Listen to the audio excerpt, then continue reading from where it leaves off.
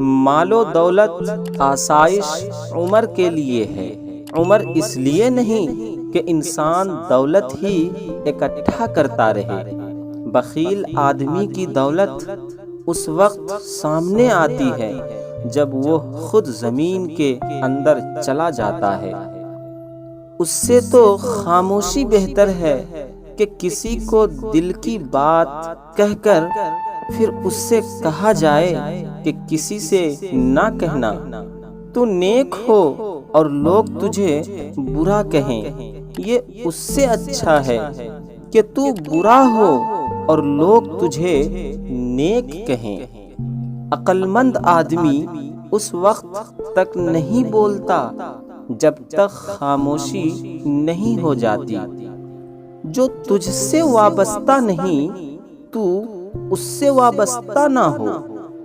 عقل مند اور بے وقوفوں میں کچھ نہ کچھ عیب ضرور ہوتا ہے، مگر عقل مند اپنے عیب کو خود دیکھتا ہے اور بے وقوفوں کا عیب دنیا دیکھتی ہے۔ آدمی کے علم کا اندازہ تو ایک دن ہو جاتا ہے، لیکن نفس کی خباثت کا پتہ برسوں میں بھی نہیں چلتا۔ اگر تم اللہ کی عبادت نہیں کر سکتے تو گناہ کرنا چھوڑ دو۔ شیخ سعدی اور ان کا بیٹا تہجد پڑھ رہے تھے۔ دعا کے بعد بیٹا بولا، بابا جان سب سو رہے ہیں اور ہم عبادت کر رہے ہیں۔ شیخ سعدی نے اپنے بیٹے کو جواب میں کتنی خوبصورت بات کہی، اگر دوسروں کے عیبوں پر نظر رکھنی تھی تو بہتر تھا کہ تو بھی سویا رہتا۔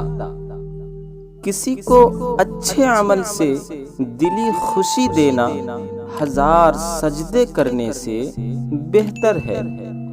شیخ سعدی فرماتے ہیں کہ میں نے ایک خدا رسیدہ بزرگ سے سنا، وہ کہہ رہے تھے کہ انسان جتنا سرگرم روزی حاصل کرنے کے مشغلوں میں رہتا ہے، اگر اتنی ہی توجہ سے روزی رساں کو یاد کرے تو اس کا مرتبہ فرشتوں سے زیادہ بلند ہو جائے۔ ایسے ہی اچھے ویڈیوز کے لیے آئی ربانی اردو پروفیشنل چینل کو سبسکرائب کریں اور بیل آئیکن کو بھی دبا دیں۔